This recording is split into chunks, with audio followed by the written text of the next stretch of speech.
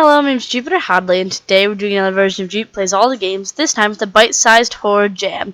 Bite-Sized Horror Jam was a horror-themed text game jam that must have less than 666 words, and also include the special word monster. I'm going to be playing all of the games that were entered in this jam, about a minute each.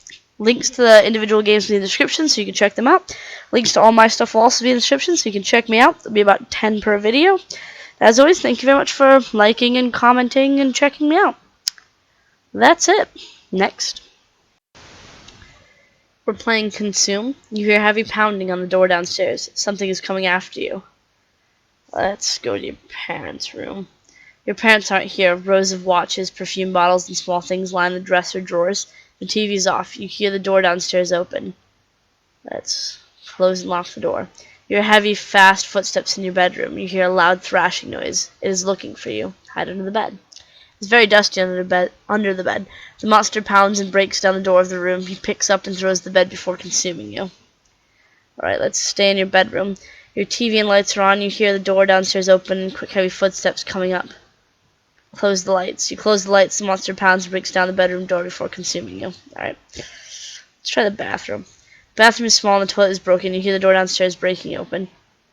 Hide in the shower and close the curtains. You hear footsteps walk past outside into your bedroom. You hear them again in front of the bathroom door. Close your eyes and put your arms over your head. The monster pounds and breaks down the door. It opens the shower curtains and consumes you. It seems to know a lot. Let's go to my sister's bedroom. The door is heavy and made of steel. You turn the knob, but it's locked. You hear the door downstairs break open. Run to the closest room. You rush into your bedroom as you hear heavy footsteps climbing the stairs. Close and lock the door. The monster pounds and breaks down the bedroom door before consuming you. Next. We're playing Radio Silence. Alright, blah blah blah.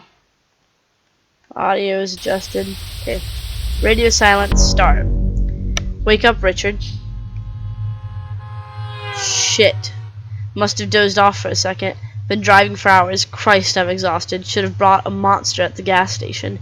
Welcome to West Virginia. That's what the sign says, at least. I don't feel so welcome. Something about the hopeless expansion of mountains gives me the creeps.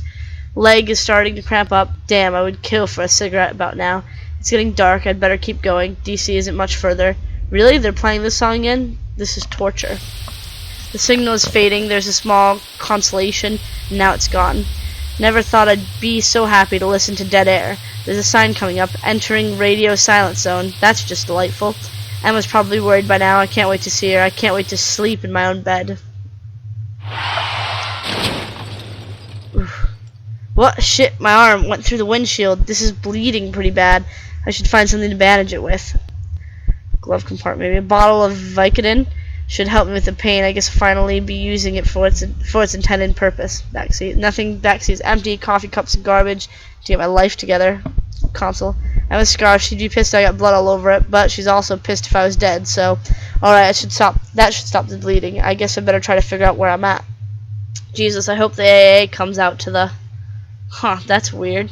I can see the road. It's like the woods are endless. I can't see the road. Of course I don't have a signal. Why would I have a signal? Only I would get into an accident in the one place they don't have any cell towers. Okay, Richard, this is bad, but you can do this. Let's think about this logically. Most likely I came from the direction behind the car, but I can't tell. It's too dark to see the road. Let's walk behind the car. Been walking for about an hour now. No signal of the road. What was that? Hello? I could have sworn I heard something over there. Let's follow the noise. It's a gate. Must be moving in the wind. I can see the light in the distance. Could be coming from the road. Could be a house. Moving to the light. Some sort of shed. Maybe a still. The light is coming from the lantern hanging from the ceiling. What is that dripping? This noise is really nice. It adds a lot to the story. Next. We're playing Shiver. You wake with a start drenched in sweat. Something is wrong. Your room is cold. Too cold. Get out of bed. You stand up tentatively with your duvet draped over your shoulders. It's a cold October night with the light of a bright moon steeping into your room. Check the window. You go to your window and peer outside. The street lamps bathe the streets in sticky halogen glow. You faintly hear dogs howling and barking in the distance. At least you think they're dogs. It's figuring maybe she's cold because of the window. Let's check under your bed. No monsters there, just dust and a flashlight. Got no flashlight. Just dust. Got dust on your hands. More dust. Even more dust. Yeah, even more dust in your hands. Your allergies have kicked off. Achoo. No. Oh, you've already checked the window. No. Check your closet. Your closet's safe. Get dressed. You know you can't shake this feeling. You know it won't get any more sleep tonight. Quickly dress in the closest available jeans and jacket. You pull on your comfortable boots. Your closet's safe. You're warm now. No need for more clothes. So open your bedroom door. You open the door cautiously. You're greeted by the dark, empty hallway. Turn your flashlight on and go down the hallway. You make your way down the hallway with the flashlight leading you. You shine it into the dark corners. You feel slightly better, but only slightly. You arrive on the landing. A cold breeze flows up from downstairs.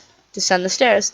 You start your descent. The 5th step down gives an unusual creak. You come to the foot of the stairs and solve the mystery of the cold. The back door is ajar. Close the door. Close the door, ending the chilling gale creeping into your abode. Back upstairs. Feeling better, you head back up the stairs slowly. The familiar creak comforts you. It is considerably less comforting when you hear it again a few seconds later. Run. You race down the hallway and enter your room, slamming the door behind you. Several seconds later, the door shakes and the door handle rattles. Push against the door. You push the door with all your strength, but it is enough. Find something to barricade it. Next. I'll finish this. You try to find something to barricade the door, but as soon as you step away from the door, it bursts open. You shiver in fear, but not for long. Fortunately, your death is quick. Try again. Next. We're playing subway rides. Every day you take the subway. You take the subway to your office job in the morning, and you take the subway to your tiny apartment in the evening. Swish goes the doors as you enter the train car. Your shoes make no noise as you step inside and take an empty gray seat. The train rumbles to life. The wheels swish and clunking as it moves. The train car is empty. The fluorescent lights gleam brightly. The gray plastic seats are worn. You sit. The train labors around a corner and tall concrete columns come into view. There is a long platform. Of strange lamps light the walls and floor. You cannot remember a time when your train ever stopped here before. From the seat by the door, the darkness beyond the lamp seemed thick, almost palpable. The train has stopped. With a whoosh, the doors open. The overhead speaker turns on. The train driver must be making an announcement. All you hear is static, and still the doors are open. And still the darkness thickens. Maybe if you train your ears, you can hear through the static. You try hard to listen. You feel like something's out there. Monsters aren't real, you think to yourself. That's what people say anyway, but you're not sure you believe that anymore. You know that something is out there. You can feel it pulling at you. You need to see it. Stand up. The platform was long. The walls were slickly green. The edges of the platform stretched deep into the darkness. You could not see beyond a few yards in any direction, just where the small brass lamps lit the platform, their subtle glow. You step out into the platform. You breathe in the dank air of the underground. A small plaque catches your eye on the green wall. You step closer to read it. The plaque is scratched and gouged as if by giant claws. A chill runs down your spine. You should leave. You turn around to re-enter the train. The train is gone. Something breathes in the darkness. You turn around slowly. Slowly you turn back to face the green wall. Seconds pass. Sweat drips down your spine. Perhaps you imagined it. As you consider whether this is all in your head, something occurs to you. It's getting darker. You realize the station is glowing less and less light. The lamps are going out. You don't even have a moment to process before you're in darkness. Something breathes in the station. You can hear its rasping breath, in and out, in and out. You don't even have a moment to process before you're in the darkness. You can hear its breath. Before you have a chance to do anything, something hits you and knocks you off the edge of the platform. You brace yourself for the fleeting seconds before you hit the ground below, and you fall. But you don't hit the ground. You shudder awake, drenched in cold sweat. You're on the floor of your apartment bedroom, safe. There was no train ride, no platform. It was just a dream. Next. We're playing Spooky House. You are at the gate of an old house. You see through the iron bars of the gate. The ground is gray and empty, save for two dwelling badgers. The gate is open. Spooky. Spook level 7. What do you do next? Leave the spooky house forever. No. Spook level 6. You're at the gate of an old house. My spook level is 3. What do you do next? So open the gate and approach. The house crouches beneath your feet. The ground crunches beneath your feet as you walk through the gate and approach the spooky house. As you get closer, you hear the badgers snarling and spitting. Continue on the door of the spooky house. As you continue walking along the ground of the spooky house, you reach a decaying flight of wooden stairs that lead to a large set of double doors. Climb up the stairs. You quickly climb up the decaying stairs. As you reach the doors, you turn back and see the staircase behind you collapse into the crawling space beneath the house. Let's go through the door. You walk through the large double doors. Inside the spooky house is the known universe. Inside the spooky house in the known universe, you are now one and the total of all things. Become God. You are now the God of all things, past, present, future. They are all around. They are all you, and you are them. You see all, and you are all. Spooky levels infinity. Next. We're playing Macabre. What is Macabre? Involving death or violence in a way that is strange, frightening, or unpleasant. Sounds quite odd. That it does, though one would be right in thinking it could apply to the idea of death itself. Would you agree? I would agree. And you'd be correct in I'm of the mind that such thoughts are to be left hidden away so that we might enjoy the few years we have until we're forgotten. So here, have a drink and let us forget about such thoughts as our impact on the world and instead discuss idle things, things more casual, things like, say, football. I presume you'd enjoy discussing, or perhaps the weather, maybe even debate such items like watches and phones, just anything other than those macabre thoughts that creep up on you when you're alone. Let us do so then, and end this talk. Indeed. I think that's the end. So, what is a macabre? Involving death, so that seems worrying. Must agree in full, rather horrifying thoughts, but they are quite necessary ones, for when you're alone, do you not think of them? I do not even mean just that of skulls and corpses and the horrors of war. I'm talking about more subtle things, things that eat at your sanity like a monster that arises from the deepest part of your mind. How long you'd be on this earth, for example, how special you truly are compared to those around you, how unique you are, how long you'll be remembered for, how you'll ever know whether what you do is making an impact anywhere, and why you're spending time in discussing with me instead of making sure you're what you were always told you were. If those thoughts were not necessary, then why would you have them? This conversation is beginning to be rather macabre. Indeed. Next. We're playing Lost alone. This is not Wonderland, and I'm lost, alone. Josephine is calling. I love the name Josephine, by the way. No one will ever find my body. I'm screaming. She screams, and all sound is lost to the river. My river is flowing now. Candy apples, red dripping from walls. There is no way to hide from this. Face me.